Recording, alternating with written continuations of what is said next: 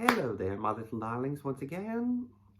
Uh, I promise you I'll stop doing that eventually. So, as some of you may know, as of this recording, I will be seeing Adam Lambert with Queen in a few weeks' time, and as a result, I want to go through the band's discography and give you guys my thoughts on it, because I've been a Queen fan for many years. So with that said, the next album that I want to talk about is probably the most polarizing and the most maligned in the band's discography, and that of course is the yeah, I had to talk about this one, and that of course is Hot Space, released back in 1982.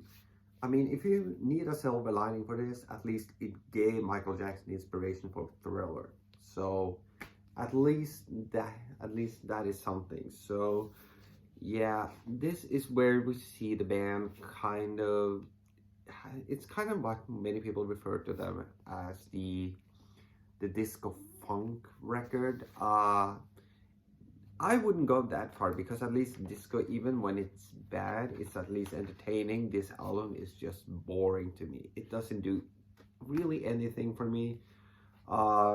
The production on this is very much of its time. It's very synthetic, and the drum sound is very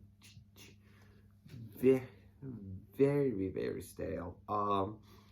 There's obviously one of the big complaints on this record, and it's one that I had to reiterate, which is a big lack of Brian May's guitar work.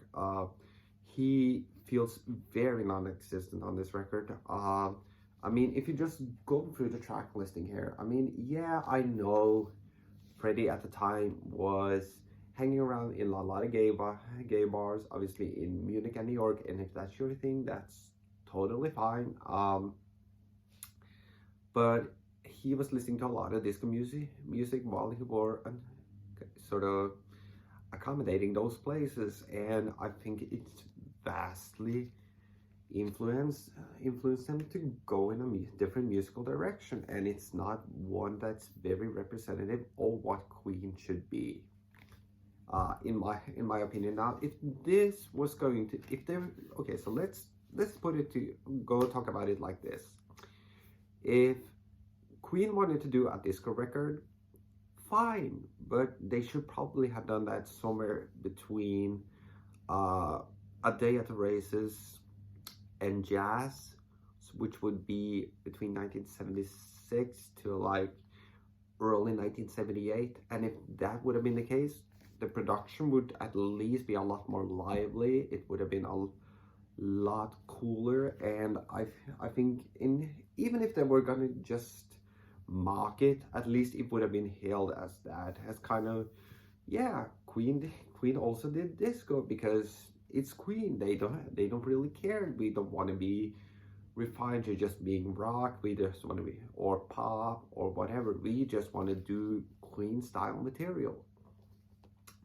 But I don't think it honestly works. So let's track by track this. So it opens up with Staying Power, which is, yeah, which already tells you, which is to me the big red flag, first big red flag on this. It has that synthetic drum sound. The Brian May's guitar work is pretty stale and repetitive. I will say that Staying Power sounds a lot better live, but on the album it's pretty dull. Then you go into Dancer, which Dancer. I mean, the drums on this. I mean, if the drum sound would have been a little better, I probably could mildly enjoy it, but as is, not very good.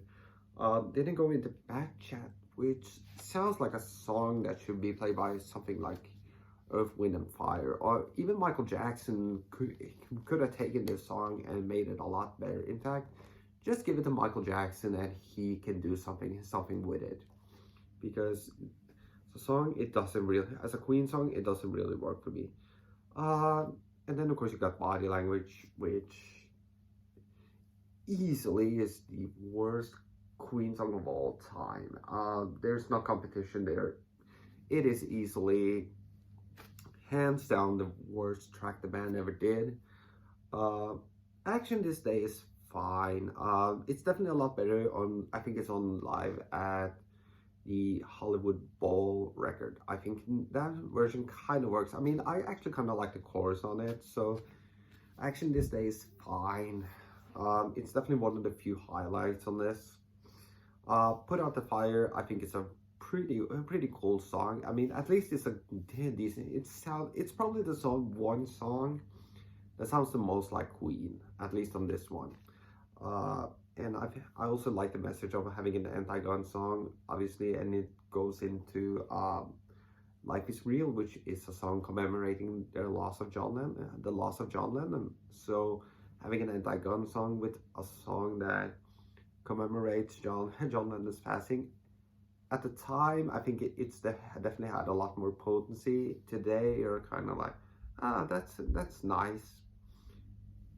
I mean, that's really all I can really say about it. I mean, I will definitely say I appreciate the sentiment. I definitely do that. Calling all girls, I think, is just dumb. Las Palabras de Amor, it's okay. I mean, I think it's a decent ballad. Especially at the time, at the war with the UK being at war with the Falklands. I think it's a pretty bold thing to actually have a chorus that is partially in Spanish.